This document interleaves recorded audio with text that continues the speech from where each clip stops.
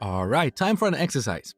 I want you to write a program to display the even numbers between 1 to 10. So when you run this program, you should see 2, 4, 6, and 8. And after these, I want you to print this message. We have 4 even numbers. Now here's a quick hint before you get started. You should call the range function with 1 and 10.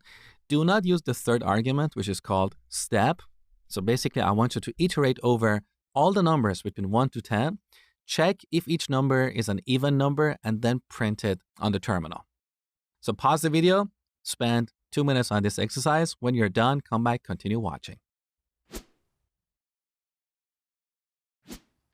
So we start with a for loop for number in range 1 to 10, colon.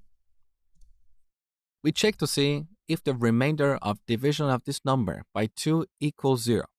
So if number modulus 2 equals 0, then we print this number.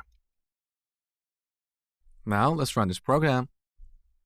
So we get 2, 4, 6, 8. Beautiful.